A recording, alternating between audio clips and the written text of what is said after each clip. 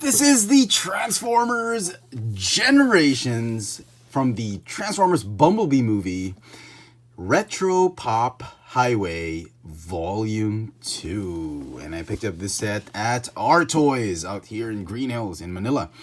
And if you think the box looks funny, it's because it's sort of made out to look like something from the 80s. And you see this TF high def.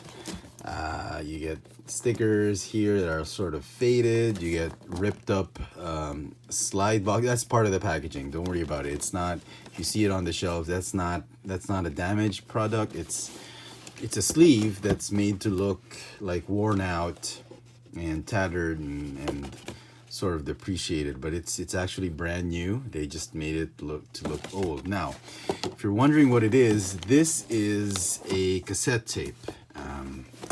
The box looks like a huge cassette tape, and back in the 80s, this is how we listened to music. I mean, because I grew up in the 80s, and usually they come with a sleeve. Some deluxe cassettes had sleeves, others were just wrapped in plastic.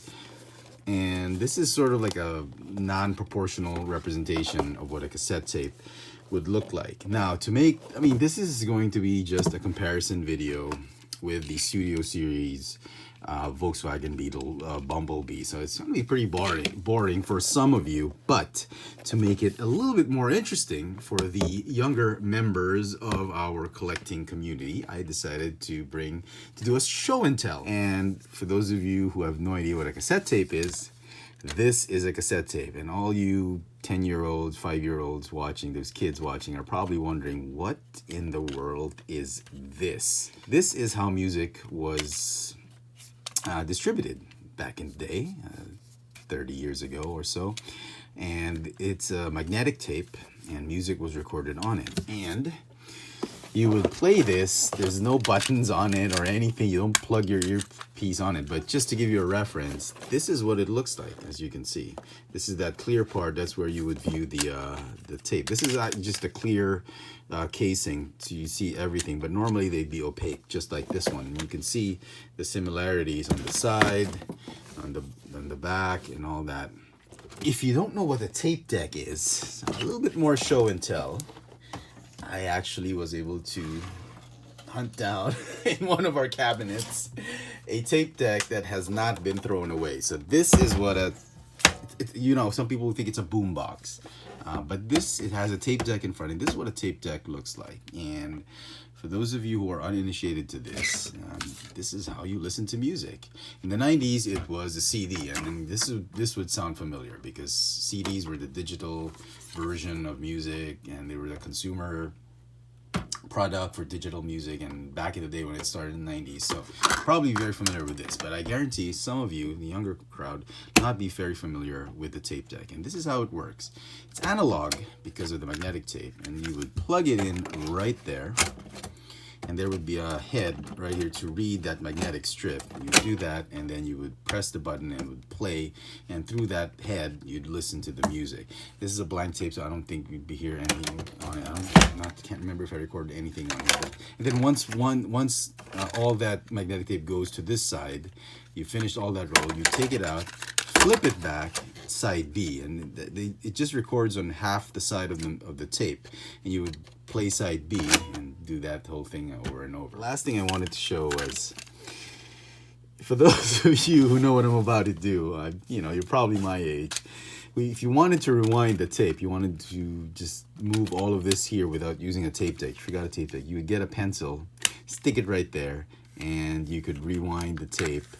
You could roll the tape this way, and this was this was our thing back in high school, in grade school. That's what we would do. That's how we would record it. And yeah, that is what a cassette tape is. And if you remember, the minions of both a Blaster and Soundwave were cassette tapes, because that was the music back in the 80s. Okay, so speaking of cassette tapes, before we begin with the gold bug version, this side of the packaging, there is a place where you can put your finger in and slide down or slide open that compartment, and it would reveal the weapons of Bumblebee. And two cassette tapes. These are recolored redecos of the Volume 1 cassette tapes. I believe those San Diego Comic-Con exclusives. And some chrome weapons for the cassette. That's a nice, neat little way of making the box interactive. And here they are out of packaging. Here is the Goldbug Bumblebee in metallic with bronze-like type of gold plastic. And we have the two cassettes, which I mentioned, looking like cassettes in a way. The Autobot is Zairu. The Decepticon is Uriad. Show you first the instruction sheet. It's matte type of paper, not glossy, colored. Very helpful. So let's start with Bumblebee. And this is exactly the same mold as the Studio Series, just redecoed. The orange taillights are different. It's the same mold. They got clear plastic where there should be clear plastic. There's paint and gold plastic at the same time.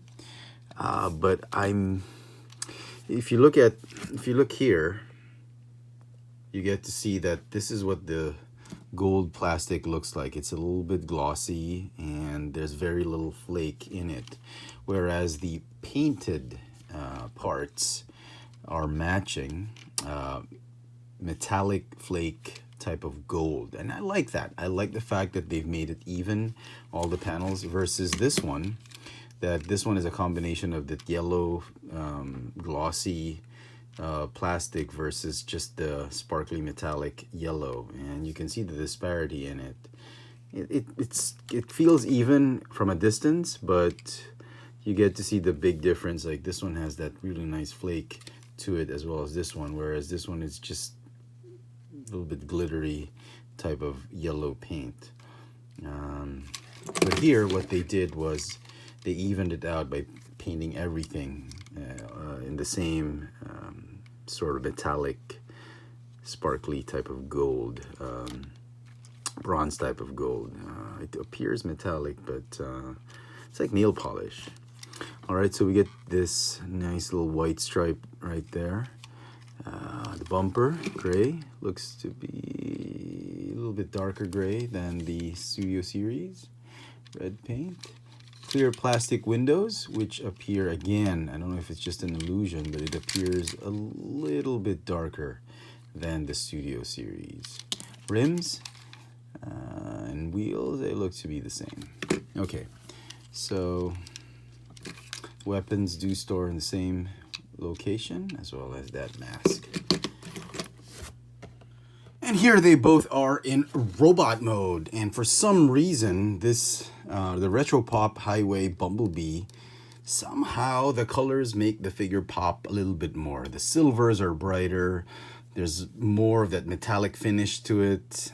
It just kind of has that extra special thing going on more than the regular Studio Series Bumblebee. Here are the extra arms, as you can see. All in all, I think it's an improvement from the Studio Series. The transformation is going to be the same. I'm not going to show it to you. If you want to see it, it transforms exactly the same way as this one. Go check out my Studio Series Bumblebee Volkswagen Beetle review. The articulation, again, is the same because it is essentially the same figure. You're just, they're just different because of the difference in paint apps and plastic colors. But as you can see, this one just has a little bit more premium edge to it than this one. And here they are with the battle masks on, looking very nice. And now on to the mini cassettes, Zairu and Uriad.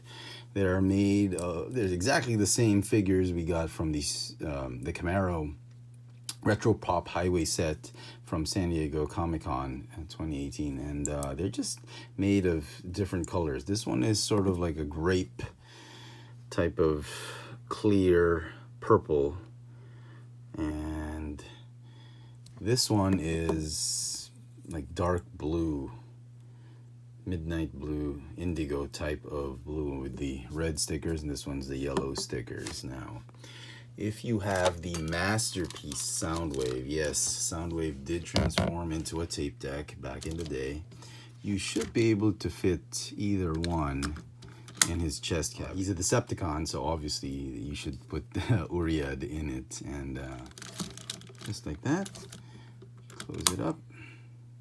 Uriad, eject. Oh man, I always got a kick out of seeing Soundwave do that with Ravage, Laserbeak, and the rest of his minions. Okay, let's transform them into their bot modes. So Zairu transforms into a Brontosaurus, or a Diplodocus, or a Brachiosaurus. The official transformation is this way.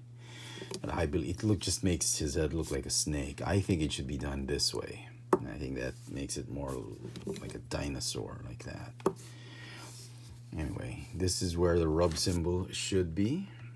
They put an Autobot symbol, and the weapons, they just they plug in on the sides, on the cassette holes. Plug him up here, but this is where the instructions say they should be. Okay, Uriad transformed into another dinosaur, like a T-Rex or Velociraptor. So I do this. Incidentally, if you're wondering, there are die-cast pieces for each of these cassettes. It's plastic and die-cast, making them a little bit heavy. And let me just do this.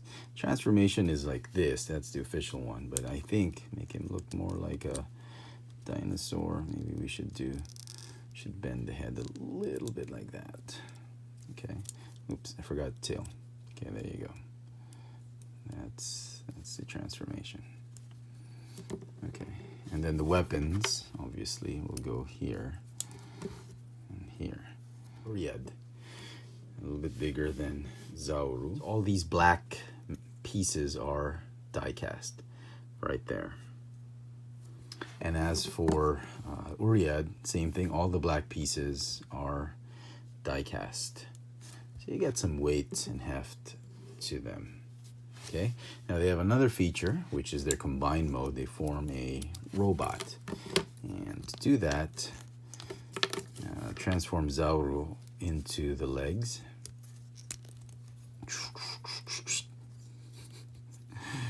Just do that, this, that. That's the legs. And then Uriad transforms into the arms and the head. So this is where he pegs in.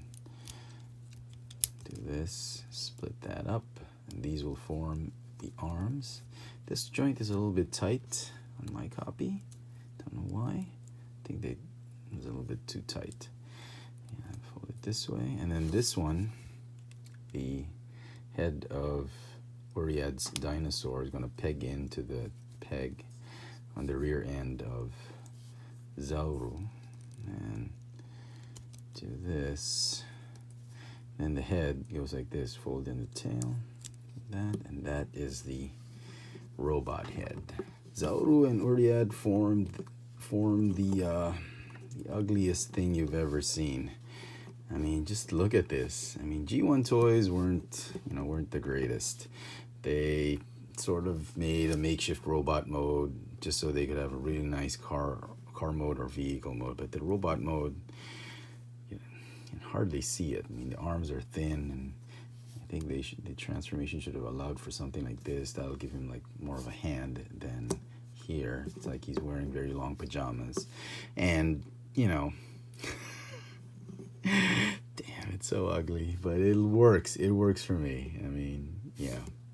So some final thoughts on the set. Should you get it? Well, if you're a big fan of Bumblebee and you happen to be okay with the Studio series, yes, I think this is a must-have for any Bumblebee collection, because back in G1, he was more of a gold bug in Volkswagen mode than in the Camaro mode. So this Volume 2, the Retro Pop set, I think makes more sense than the San Diego Comic-Con, the Camaro, gold Camaro Bumblebee, because like I said, when they went to the Golden Lagoon or whatever, he he was Goldbug as a Beetle. So I think this makes more sense. With regard the cassettes, Zairu and Uriad, I'm actually liking these colors more. The darker, more ominous colors, I like them more than the brighter, more gaudy colors that came with the San Diego Comic-Con exclusive. And like I said in my review of Bumblebee, this particular figure has a little bit more of a premium look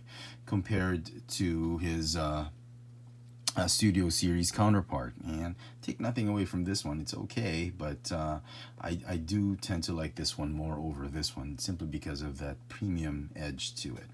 So the whole set is going to get a 9 out of 10 for me. I think Hasbro did a wonderful job with this one. If you haven't picked up Volume 1, maybe you're waiting out to see if this one is better, or to get this one or that one, I think this one is the one you want to get first. I mean, the hardcore Bumblebee fans are going to get both sets, definitely, retro pop sets, but if you just need one of the sets, I think this is the one you want to get. This has been the Transformers Generations Volume 2 Retro Pop Highway set of Bumblebee from the Bumblebee movie. Thanks for watching.